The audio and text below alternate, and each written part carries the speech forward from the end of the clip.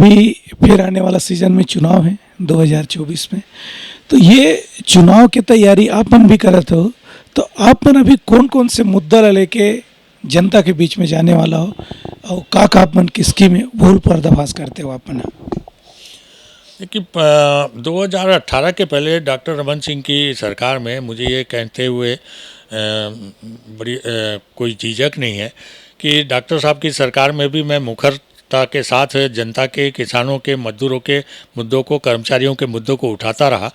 मगर वर्तमान में ये देखा गया कि जब से ये कांग्रेस की सरकार 2018 में लोक लुभावन नारे देकर 36 वादे करके यहाँ पर जो है अपनी सत्ता में बैठ गई, वो जो है 36 वादों में आधे अधूरे एक आध वादा पूरा करने के बाद केवल दीवा स्वप्न दिखाने वाला काम ये जनता के साथ किया। और ऐसा कोई वर्ग नहीं है जिसको इस सरकार ने नहीं ठगा। तो वर्तमान में जो विकास की दौड़ दरसिवा विधानसभा में 15 वर्षों में जो आगे बढ़ी थी, आज हम 10 वर्ष पीछे पाते हैं।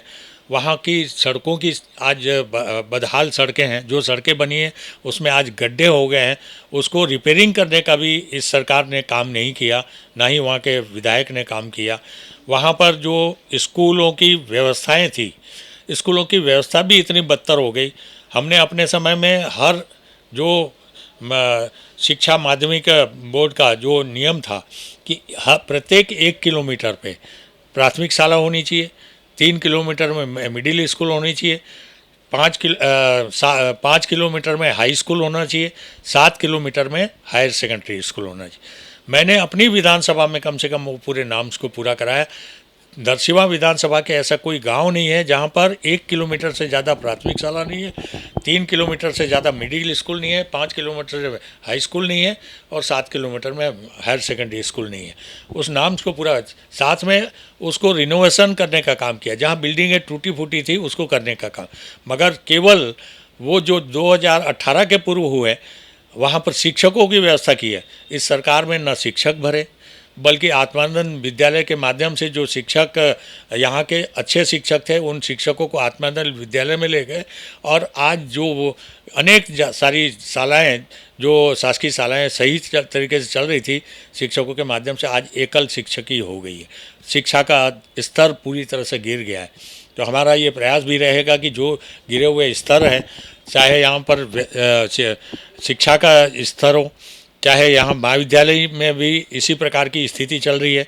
वहाँ पर केवल कमाई का जरिया बना दिया गया है जन भागीदारी समिति के माध्यम से। वहाँ पर की ज़मीनें खोद कर वहाँ के जो है मुरम बेचने का काम किया जा रहा है। ये सारी स्थितियों को कहीं ना कहीं पब्लिक देख रही है, जनता देख रही है। स्वास्थ्य की सुविधा का बदहाल है, वहाँ पर कोई इलाज सही तरीके से नहीं होता, डॉक्टर्स नहीं है। मेरे खरोरा में बार बार ये होता है कि वहाँ पर अगर पोस्टमार्टम भी करना हो तो वहाँ पर कोई डॉक्टर नहीं मिलते। इस प्रकार की स्थितियाँ हैं। इसको ठीक करने का अनेक सारे मुद्दे, कानून व्यवस्था की स्थिति तो इतनी बदहाल है कि थानों में जाने के बाद एक जनप्रतिनिधि होने के साथ हम लोगों की ही रिपोर्ट को मेरे ही द्वारा किया गया, मेरे खेत को खोद के ले गए और उसकी रिपोर्ट नहीं लिखी जाती, तो आम जनता का तो भगवान मालिक है। थानों के जो है यहाँ पर कहीं ना कहीं थाने भी जो कांग्रेस के कार्यालय बन गए हैं, थानेदार भी कांग्रेस की रीति नीति से चलने लग गए हैं। वहाँ केवल जो है वहाँ पर उगाही का काम किया जा रहा है। आज इतने क्राइम बढ़ गए हैं, चोरियाँ इतनी बढ़ गई है, गांव में वहाँ पर महिलाएं सुरक्षित नहीं है। आज वर्तमान में ही हमने देखा कि टेकारी गांव जो विधायक का गांव है, वहाँ पर एक डेड बॉडी मिलती है महिला की और उसकी शिनाख्त नहीं हो पाती। वहाँ पर वो आज लगभग 1 सप्ताह हो गया, वहाँ पर कौन उसकी कोई क्लू नहीं मिल पाई, ना ही कोई हत्यारे पकड़े गए। जो विधायक के गांव में इस प्रकार की हो रही है। विधायक के कार्यालय सांकरा में है, उसके पीछे एक 6 साल की बच्ची के साथ बलात्कार हो जाता है, कोयला मुंह में ठूस के बलात्कार किया जाता है, मगर अपराधी पुलिस में पकड़ने का उनको कोई भी इसमें काम नहीं होता। इस प्रकार कोई सुरक्षित नहीं है। कल ही हम मांडर गाँव में गए थे। इस पिछले 1 हफ्ता में करीब 8 गाँव में घरों में चोरी हो चुकी। थानों में रिपोर्ट लिखाते हैं, रिपोर्ट केवल कागज़ों में लिख के चल देते हैं, कोई भी कर्मचारी आके उसकी छानबीन नहीं करता। कानून व्यवस्था की स्थिति बदहाल हो गई है। मतलब थाना जो है कांग्रेस का जो है कहीं ना कहीं कार्यालय बन गया है और इस प्रकार के जो अपराधी घटनाओं में लिप्त लोगों को, कांग्रेस के लोगों का संरक्षण प्राप्त है।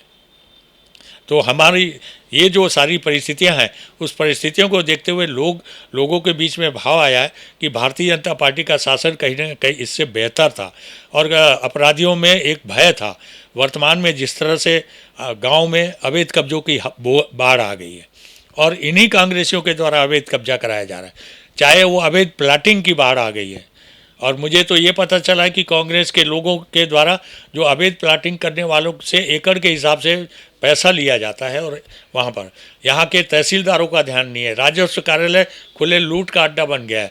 एक गरीब आदमी अगर जाता है कि मेरी ज़मीन का मुझे फौती उठानी है, भाई भाई का बंटवारा करना है, फौती उठानी है, मेरे पिता की मृत्यु हो गई है, फौती उठाने के लिए भी 10,000 से 15,000 पटवारी के द्वारा और तहसीलदार के द्वारा लिया जाता है।